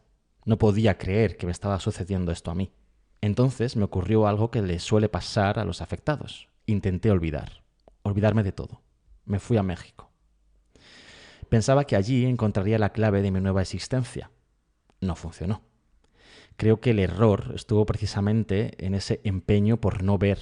Se produce el fenómeno contrario. La mente no para de dar vueltas y la obsesión crece y crece más que si estuviera uno metido de lleno con un grupo de afectados. Así que me dije, huir no sirve de nada y opté por justo lo contrario. Decidí integrarme a tope en el SIDA, en mi enfermedad y en lo que significa el SIDA como sistema, como entramado, como universo. Existía una diferencia enorme entre la situación de los enfermos en Estados Unidos y la de los afectados en España. Era urgente la acción aquí, en España. Volví. Logré involucrarme rápidamente en las terapias alternativas, en los ensayos clínicos con enfermos, y de ahí pasé a interesarme por toda la vertiente política y social. Pues sí, a partir de este momento, cuando el primero momento lo rechaza y en un segundo momento decide enfrentarse a ello, es cuando efectivamente ocurre ese cambio en su forma de ser, ¿no? Uh-huh. Esto va a hacer que todas esas ideas, estas formas de entender la vida, el cuerpo, el yo, los otros, la marginalidad, se canalicen hacia una eclosión final, una eclosión brutal, ¿no? Ese sentirse fuera, pues va a petar por completo. Siempre se ha sentido marginado, como decíamos, pero al ser diagnosticado con esta enfermedad se convierte en algo ya demasiado evidente. Decía Foucault algo muy interesante que trae Ruth Martin en su tesis. Ruth Martin, ahora que te doy un abrazo, un besito. Es que si nos escribes que sea para bien, por favor, como todas las demás. Bueno, dice Foucault, por favor, esto es interesante, centrémonos, Dice, concentración. La sociedad ha creado lugares específicos para alejar de la normatividad al enfermo, al loco o al preso, apartarlos, ¿no? Y eso es así, no están en los márgenes, no están en un refilo, en una esquinita apartaditos, no, es que están en lugares concretos que se han creado para ellos. Están en hospitales, están en psiquiátricos, están en cárceles, ¿no? Cuando andamos por la ciudad, Bernardo, y a alguien le molesta que haya mendigos o que haya enfermos por las calles, por el suelo, lo que sea, no nos molestan porque están ahí, en ese espacio sin más. Nos molestan porque están en un lugar de la normalidad, Están en el lugar en el que ser normal, en el que el ritmo es el de la normalidad, pero la anormalidad, lo que se sale de la normalidad, debe estar marginado físicamente, debe estar en otro lugar, debe estar en esos hospitales, en esos psiquiátricos, en esos centros de acogida, en sus casas sin salir, en el silencio de la invisibilidad. Ahí es donde tiene que estar esto, ¿no? Si claro, rompes... donde no se molesta. Claro, donde no rompas el ritmo de la normalidad, donde la imagen de la normalidad se pueda mantener, ¿no? La calle no es el lugar para los marginados, la calle no es el lugar para los enfermos, para los locos, para los presos, la calle no es el lugar para los enfermos. No rompas ese ritmo de normalidad. ¿Pero qué es la normalidad? Si te fijas, hasta en una playa nudista, el concepto es este mismo. ¿Qué playas son las nudistas? Las que están más lejos. Siempre hay que andar mucho más, están más escondidas. Al final, hasta para eso, hasta para algo que es bueno, como es simplemente estar desnudo en una playa, te apartas, ¿no? La sociedad crea lugares específicos donde puedas salirte de la norma, o donde debes estar si algo te ha obligado a estar fuera de la sociedad, ¿no? Bien, pues él va a presentarse y a mostrarse. Va a hacer todo lo contrario. Él lo que va a hacer es ocupar ese espacio que le es vetado a la hora de estar enfermo, por estar enfermo, ¿no? Va a intentar apelar a lo social, va a tomar la palabra, no quiere ser silenciado, ¿no? Él mismo dijo... ¿Queréis caldo? Pues toma. Él no dijo eso, ¿eh? Ese no es el centro como ya, igual también lo dijo, pero él dijo, como otros muchos enfermos, parto de la idea de que es necesario romper a nivel social el silencio, la ocultación que hay en torno al SIDA. Ocultación y silencio que, por otra parte, producen reacciones de lo más insospechadas. Bueno, su arte va a estar al servicio de esto a partir de ahora. Ya te digo que esto fue en 1990, muere en 1993, tiene poco tiempo. Pero en ese poco tiempo, su arte, digamos que culmina en sus obras más significativas y lo van a hacer al servicio de esta intención que tiene él de luchar por visibilizar a los enfermos de SIDA. Uh-huh. Un arte que ha evolucionado y para el que va a poner todos los recursos que tiene a su disposición, los objetos, los espacios, su propio cuerpo, los medios de comunicación. Ha aprendido en Nueva York a utilizar los medios de comunicación, ha aprendido de, por ejemplo, ACT UP y de otros grupos de lucha a utilizar los medios de comunicación para sus intereses, ¿no? Seguramente se enteró de aquella acción tan famosa en Connecticut, en la sede de la ¿cómo se dice? Food and Drug Administration, sí, en la que David Bogdanovich se puso esa cazadora con el texto, ya sabía que tenía SIDA, si me muero de SIDA, olvidad un entierro. O sea, dejad mi cuerpo en las escaleras de la FDA, en la ¿cómo se dice? La Sociedad Federal de Medicamentos, que no me salía. Sí. Esto fue famosísimo. Esa foto de David dio la vuelta al mundo. Claro. Fue famosísima. Sí. Pues esto él lo utiliza los medios de comunicación también para luchar por esto, ¿no? Entonces él toma una idea como filósofo que es, ¿no? Como pensador que es, toma una idea muy bonita, a mí me parece muy bonita, que es la idea del contagio. Fíjate, uno de los problemas principales a los que se enfrenta un enfermo de SIDA en ese momento, todavía hoy lamentablemente, pero sobre todo en ese momento, es la confusión frente al contagio, el miedo que tiene la gente por contagiarse, por estar cerca de esas personas. Por eso se les recluye, se les aparta, ¿no? Para que no contagien, porque nunca sabes, ¿no? Bueno, pues él va a utilizar la idea del contagio aplicada a ideas y reflexiones que sustituyen al virus en esta cadena de contagio, ¿no? Él va a hablar de contagiar su experiencia. Ah, qué bueno. De contagiar lo que él está sintiendo, de contagiar su experiencia, de contagiarlo y que lo escuchen, que lo entiendan, que se identifiquen con él, ¿no? Y como decía, va a utilizar dos cosas. Por un lado la prensa y por otro lado el arte. Voy a hablar, para empezar ya, del primer caso más enigmático, más importante quizá, y es el grupo de obras de arte y de acciones que se llama Carring. ¿Cómo? Carring. Carring. Sí. C-A-R-R-Y-I-N-G. Uh-huh. ¿Ok? Y esto viene de una confusión. Fíjate, mira. Dice Ruth, de nuevo. Hola, Ruth. Dice... Carring, de 1992, surge de una confusión lingüística que Spaliu observó que ocurría durante su estancia en Nueva York y de lo que él mismo denominó metáfora de los palanquines. Bueno, los hispanos que cuidaban a los enfermos terminales de SIDA en Nueva York confundían caring, cuidados. exacto, que significa cuidar, por el de carrying, que significa caring por carrying. Claro, que significa transportar o llevar de un sitio a otro. Claro.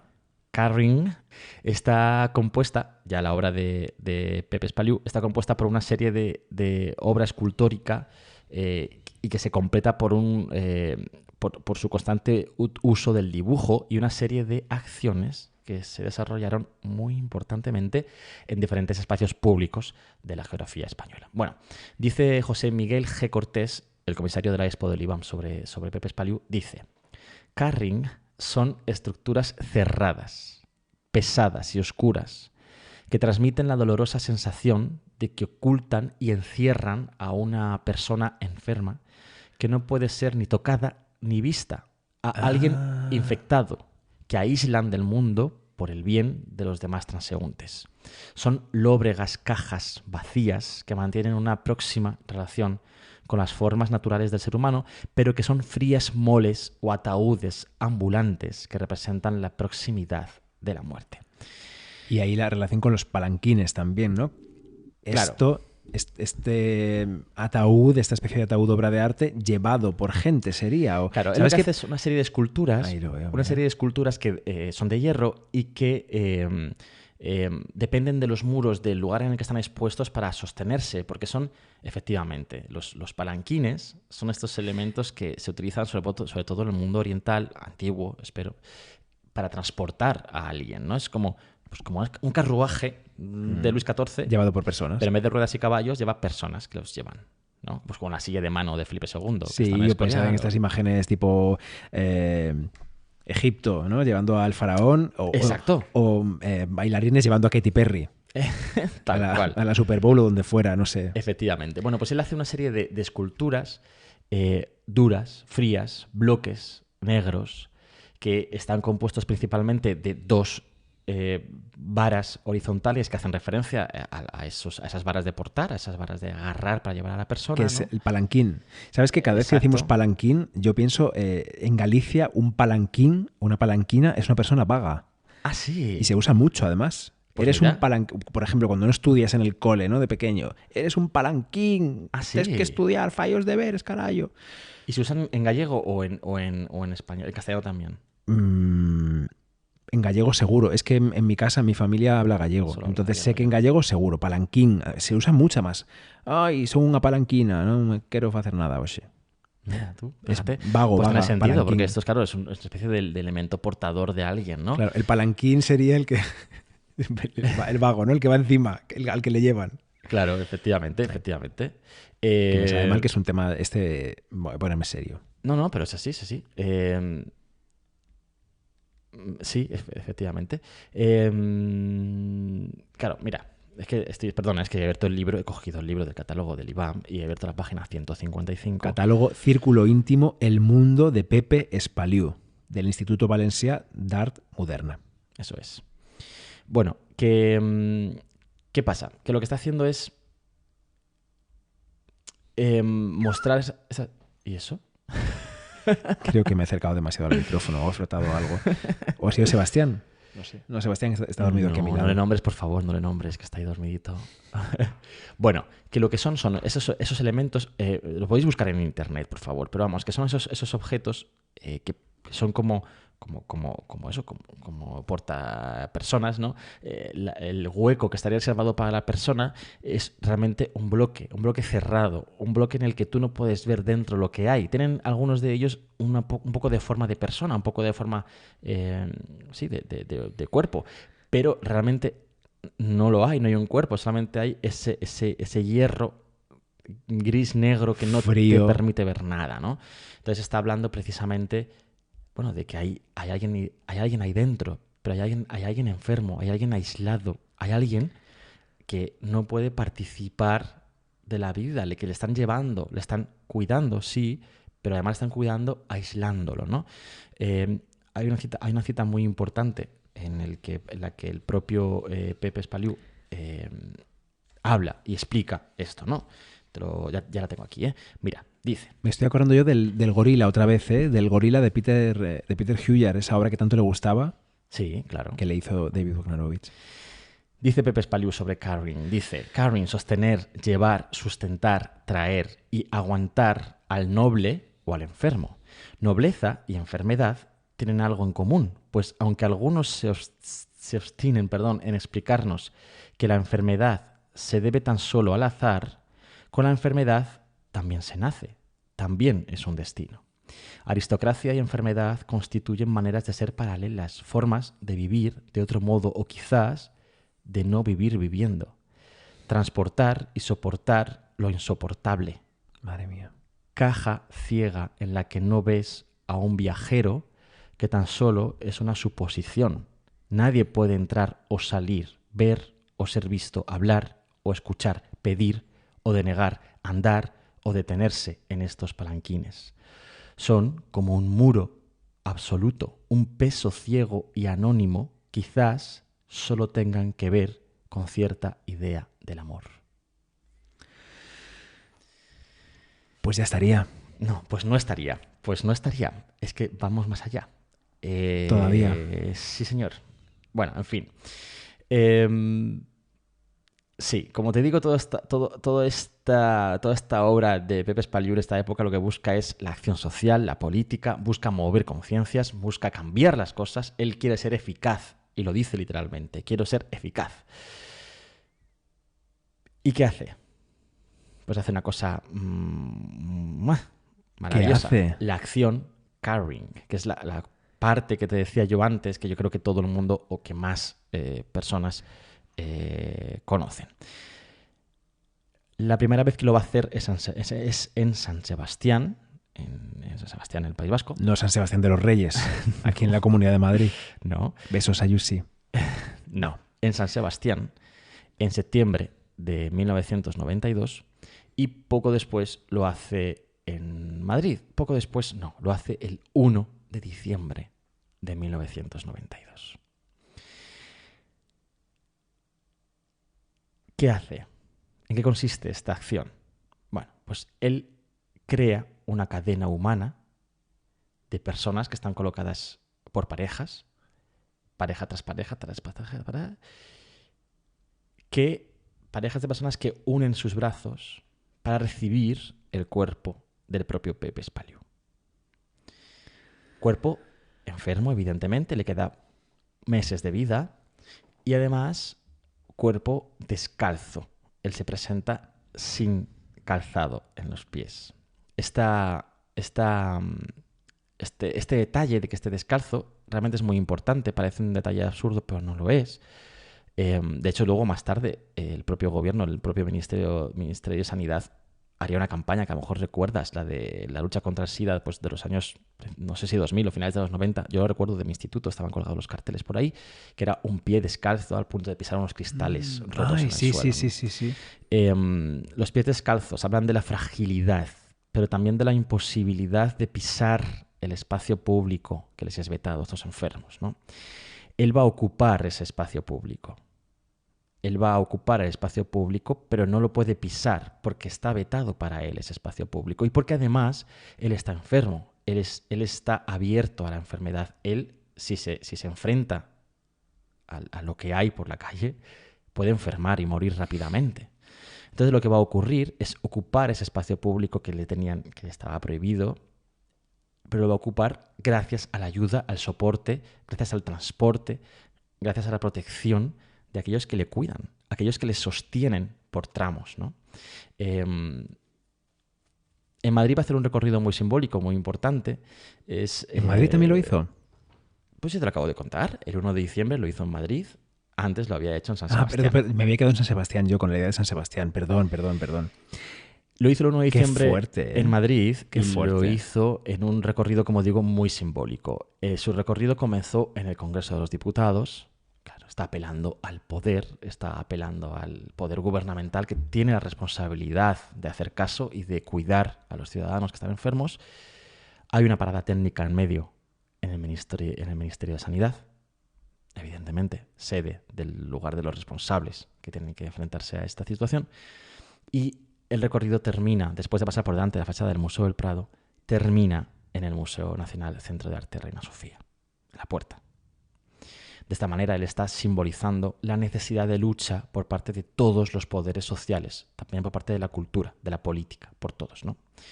Utiliza los medios de comunicación, en este caso, como nunca, como ya dije antes que había aprendido en Estados Unidos, y lo que utiliza es, hay ruedas de prensa, llama a la prensa, es el día 1 de diciembre, es el día de la lucha mundial contra el SIDA, aprovecha esa circunstancia para salir en todos los telediarios, en todos los periódicos, da entrevistas, hay rueda de prensa, imprime folletos, hace camisetas, carteles que reparte por la ciudad de Madrid e pide a gente famosa que esté en esta cadena de ayuda a Pepe Espaliu.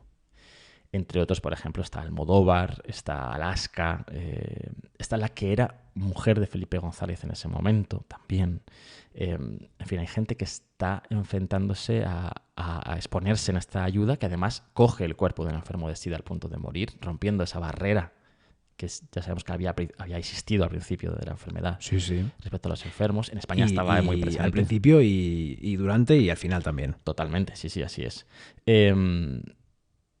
Bueno, y entonces, en compañía de la prensa, lo que va a hacer, le estoy dando al link para abrirlo directamente, el artículo, que ese mismo día, el 1 de diciembre de 1992, a las 18:41 exactamente, se publica en El País.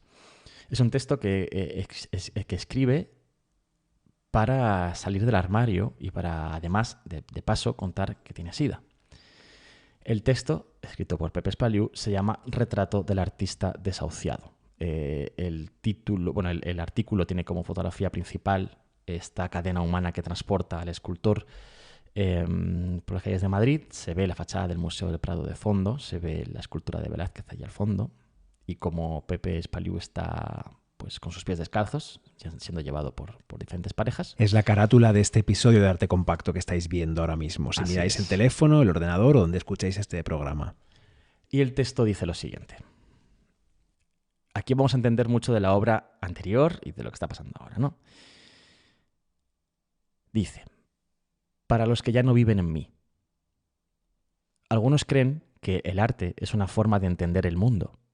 En mi caso, siempre fue la manera de no entenderlo, de no oírlo.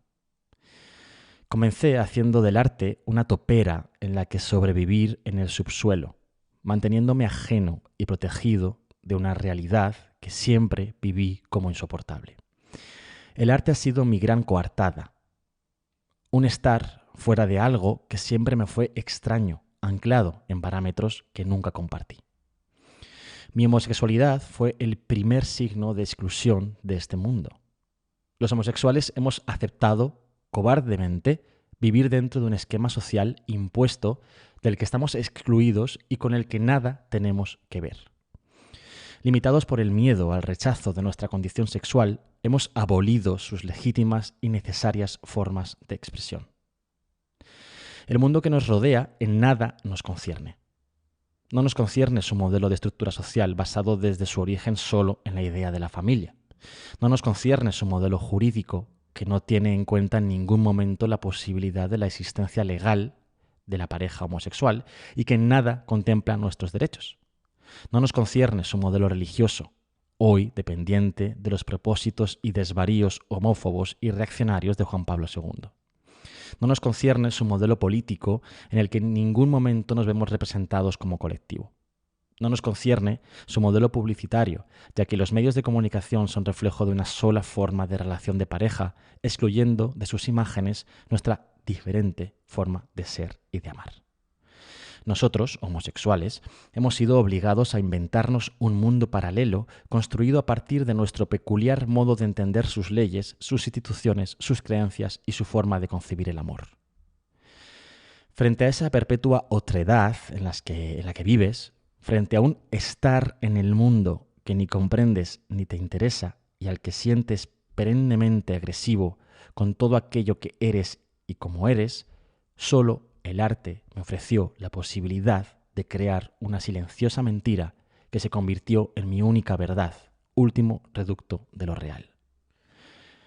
Escultor de esa topera laberíntica en la que 1000 pasillos subterráneos se entrecruzan, perdido en sus túneles sombríos, sorprendido en senderos sin final. existencia reducida a resistencia. En ese vivir subterráneo he oído al mundo tan solo como un rumor que venía de allá arriba y he desarrollado mi arte y mi ser sin conexión con una realidad que decidí no ver. El artista es una paradoja, pues configura la mirada de los otros para continuar él mismo en una completa ceguera. Inventa la visión de los demás, obteniendo a cambio la garantía de su oscuridad. En ese subterráneo que has elegido, solo percibes fragmentos imprecisos y construyes con ellos una verdad supuesta. Un día, ese rumor de arriba se hace más intenso. Un insistente ruido ensordece tus oídos. Están perforando un pozo que desde la superficie avanza poco a poco en profundidad, atravesando la quietud de la topera. Desde ese rumor, oyes que lo llaman Sida. El Sida es ese pozo por donde hoy escalo ladrillo a ladrillo, tiznando mi cuerpo al tocar sus negras paredes, ahogándome en su aire denso y húmedo. Y sin embargo, es este sórdido túnel el que de forma súbita y violenta me ha hecho volver a la superficie. El Sida me ha forzado de forma radical a aún estar ahí. Me ha precipitado en su ser como pura emergencia. Agradezco al Sida esta vuelta impensada a la superficie, ubicándome por primera vez en una acción en términos de realidad.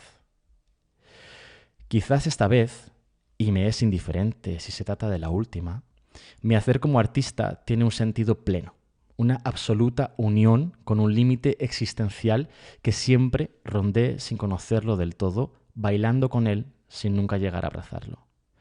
Hoy sé cuál es la verdadera dimensión de ese límite. Hoy he dejado de imaginarlo. Hoy yo soy ese límite. Juanra, me dejas sin voz. Bueno, yo no. Pepe Espaliu. Lo has leído muy bien. Una maravilla, la verdad. Lo has leído locura. muy bien. Bueno, en fin, pues esta locura ¿Qué escribía este hombre? Bueno. Total. Pues a veces, te estaba escuchando y estaba pensando, a veces se habla de dónde sale el arte, de dónde surge la creación, qué temas son inspiradores, el desamor, el amor. Pues a veces estar desahuciado es el origen de la creación. La enfermedad es el origen de la creación. Así es. Pues sí puede ser. Bueno. Vamos, sí. Bueno, y ya para terminar, si te parece, él hizo otras series muy importantes en el SIDA. Ah, por cierto, lo de en el SIDA. Él odiaba decir contra el SIDA, porque, claro, él asumió la enfermedad como parte de él. Entonces, él no hacía nada contra el SIDA, sino que lo hacía desde el SIDA, en el SIDA, que es donde él se encontraba, ¿no? Por eso digo en el SIDA. Bueno, pues hizo diferentes series interesantes, pero voy a centrarme solamente en una más, ¿vale? Para no alargarme. Será interesante hablar de muchas. Después de esta performance. Sí. Esta performance y esta serie de Karen fue casi como lo que hizo en el 92, más potente, ¿no? Su imagen más pública, más potente, pero después tuvo como coletazos después interesantes. Una de las obras... exprimir esos últimos meses que le quedaban. Sí, por ejemplo, Las jaulas. Él tiene una serie de jaulas muy interesantes. El Reina Sofía tiene una de las piezas más importantes que se llama Sin título, 3 jaulas se llama. Sí, lo tenía el Reina. Entró en el 95, fíjate, solamente 2 años después de morir. El Reina hizo una exposición muy pronto sobre Pepe Espaliu, por cierto. También tiene un catálogo interesante. Es que el Reina Sofía se inauguró además en esos años, no existía antes. Exacto, sí. Bueno, las jaulas son espacios vacíos, porque él utiliza jaulas de hierro, como las clásicas jaulas de pajarito, redondas por arriba, ¿no? Y planas por abajo. Pero claro, él hace composiciones muy interesantes, ¿no? Hace algunas que conviven, en las que conviven el espacio interior vacío con el espacio interior lleno, por ejemplo, ¿no? En definitiva, son elementos que contienen el vacío, son elementos que hacen referencia de nuevo al cuerpo, ese cuerpo como contenedor del yo, como contenedor de la personalidad, de la vida, ¿no? Tengo algo que me está tocando las piernas y yo entiendo que es el gato. Ah, se ha despertado. Qué mono, sin decir ni mu me está acariciando la rodilla. Sebastián, mira qué cariño. Em, Ay, ven aquí. Sube Sebastián a la mesa. Sí, está aquí, al micrófono conmigo. Muy mojo, muy mojo. Mira, esta es la escultura del Reina, sin título, 3 jaulas, de 1992. Wow, son gigantes. Claro, estas son 3 jaulas que de repente lo que les pasa es que pierden el cierre inferior. Son 3 jaulas que cuelgan del techo y cuyas varillas de los contornos no se cierran en la parte de abajo, no tienen base abajo la jaula. Al revés, se alargan todas esas varillas laterales, se alargan muchísimo, muchísimo, muchísimo hasta el infinito, llegan al suelo y continúan ocupando todo el espacio de la sala. Se relacionan entre ellas las 3 jaulas y se expanden, ¿no? Son esas jaulas que dice Ruth Martín, son jaulas que son incapaces de contener el vacío, son incapaces de contener nada, directamente fluyen y se abren hacia el exterior, un poco como hace él cuando llega el SIDA y decide, a través de ese pozo del que hablaba en su texto, salir y expandirse, unir el interior que ha luchado durante años por tener dentro de sí, o que más bien lo ha obligado a tener dentro de sí, y lo abre al exterior, ¿no? Sí, esas son jaulas tentáculos. En este caso sí. Que se extienden. Sí, en este caso sí. Pero a la vez son como vacíos que aprisionan, ¿no? Muchísimo, ¿no? Por ejemplo, no hay barrotes ahí que contengan nada. En esos barrotes no se puede contener nada. En estas no. Hay una muy interesante que se llama Para los que ya no viven en mí, igual que empezaba así el texto, de 1992. Es una jaula vacía y a su lado está colgado el sólido de hierro que tiene la forma del interior de esa jaula vacía, ¿no? Entonces tienes por un lado la jaula con sus varillas normales y el hueco dentro, vacío, y al lado, como digo, ese vacío pero macizo de hierro, ¿no? Y hace referencia evidentemente a esa dualidad, no solamente entre lo lleno y lo vacío, evidente, sino hace referencia a cómo lo vacío o lo aparentemente vacío puede estar lleno, o incluso cómo lo lleno puede hacer referencia a una ausencia, a un vacío, en fin. Esto es interesantísimo, el tema de las jaulas me parece brutal y podéis investigar más sobre ello. Toda la obra de Pepe Espaliu lo es. Lo es, pero tenemos un gato encima de la mesa. Ya está, Sebastián se te ha sentado encima de tu guión, de tus textos, ya no puedes continuar. No pasa nada, no te preocupes, sí puedo, así ya verás. La última serie de la que me gustaría hablar de obras de Pepe Espaliu es la de Las muletas, que es otra de las grandes obras reconocidas y visibles de Pepe Espaliu en los museos, ¿no? Muletas es un proyecto que está relacionado directamente con el de los palanquines, ¿no? Porque hace referencia un poco parecida, ¿no? Es ese elemento que está construido, que está generado para llevar a alguien. En este caso, no es que nadie le lleve, sino que el enfermo se apoya en la muleta para poder moverse él, ¿no? Para poder desplazarse él mismo, ¿no? ¿Y cómo son esas muletas? Estas muletas que hace Pepe Espaliu son muletas clásicas, totalmente de las clásicas, que son esas de madera con la marca de la sobaquera para ponérselo ahí. Como una Y. Pero las hace, sí, con una sola patita abajo, pero las hace de hierro. Pepe Espaliu, igual que hacía de hierro los palanquines. Por tanto, son objetos que, igual que los palanquines, son inútiles realmente. Es un objeto que todo el mundo reconoce como algo útil, que es algo para apoyarse y poder caminar, algo que te va a ayudar, y sin embargo lo convierte en algo de hierro, muy pesado. Claro, con eso no puedes caminar. No puedes caminar. Además hace composiciones. A veces las apoya, las agrupa una detrás de la otra y las cuelga agrupadas en la pared. O en otras ocasiones hace como círculos. Hace composiciones escultóricas con estas muletas de hierro. Parece un taburete, parecen todas así en círculo, parecen como las patas de un taburete que no tiene base, claro. Exacto, así es como se llama, por ejemplo, Paseo del Amigo, del 93, poco antes de morir, hace ese círculo de muletas, ¿no? Paseo del Amigo. Sí. Además, claro, dice Ruth Martín y dicen otros expertos, dicen, claro, en el catálogo del Reina también lo dicen. La muleta es un elemento que es como esperanzador, pues se supone que habla de una mejoría, ¿no? Sin embargo, nos encontramos muletas vacías en este caso. Nos encontramos muletas vacías y dice alguien, una muleta en una pared solo puede significar 2 cosas. En cualquiera de las 2 cosas ya no tiene razón de ser, ¿no? O te has curado o te has muerto. O te has muerto, ya no te hace falta, ¿no? Me está arañando el gato mientras hablo todo esto. Terminó, si os parece, leyendo un pequeño cuentito que escribió el propio Pepe Espaliu al hilo de esta serie de muletas, que es de lo último que hizo. Venga. El hilo se llama... el cuento se llama Libro de las muletas, cuento para sidosos. Aquí te escuchamos, Sebastián y yo, sentadito aquí Sebastián encima de la mesa. Y todos los compacters. Dice así: Lucas era un enfermo como otros, un enfermo harto de ir de enfermo, delgado y pálido. Un día, sin fuerzas ya, decidieron comprarle unas muletas. Eran muletas metálicas, convencionales. Lucas las miró entristecido. ¡Qué utensilios más feos! ¿Cómo iría él al jardín de siempre con esas dos enjutas patas metálicas, como un saltamontes? ¿Qué dirían aquellos que algún día se habían enamorado de él? Miraba por la ventana y no se decidía a salir. Nadie lo vería así, como a un inválido, con esas dos prolongaciones metálicas de sí mismo. Otro día pensó en cambiar algo en este tan funesto destino. Decidió dorar las muletas, dorarlas. Fue al dorador y le pidió que las cubriera de pan de oro. Al verlas quedó maravillado. Eran como dos joyas extrañas, dos joyas únicas, jamás vistas anteriormente. Al cogerlas y situarlas bajo sus hombros, sintió fuerza, como si el reflejo del dorado metal le infundiera energía de la que carecía. Salió a la calle y corrió con sus muletas. La gente, al verlo, quedaba admirada. ¡Qué brillo más fantástico! Era como una aparición. Lucas pensaba en todo aquello que el oro significaba: eternidad, perennidad. En las películas que viera de pequeño, en el templo de Salomón, en la casa de Nerón, en el vellocino de oro, en el santo grial, todo en él, todo en las muletas parecía sagrado.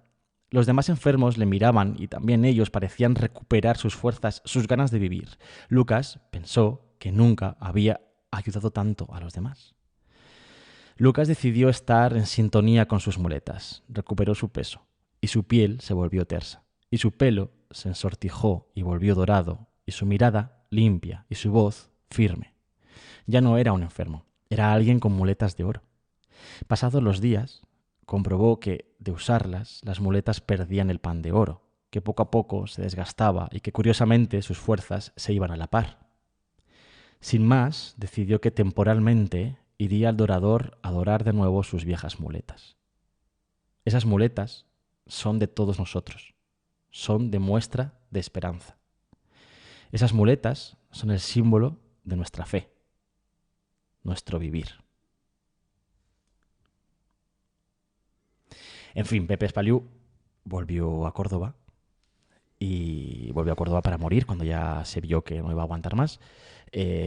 Volvía a su ciudad natal y el 2 de noviembre de 1993, con 38 años, moría. Pues Juanra, gracias por traer la historia de Pepe Espaliu a nuestro podcast Arte Compacto. Nada, hombre. Un placer. Me puedes invitar cuando quieras, ¿eh? Yo vuelvo al podcast cuando tú quieras. ¿Volveremos los dos juntos? Hombre, claro. Muy pronto. Hombre, por favor. Faltaría más. Gracias por escuchar Arte Compacto y ya sabéis, compartid con la gente a la que queréis y quereos mucho. Quereos mucho. Arte Compacto, el mejor podcast del mundo mundial. Y si no, ven aquí y dime lo contrario.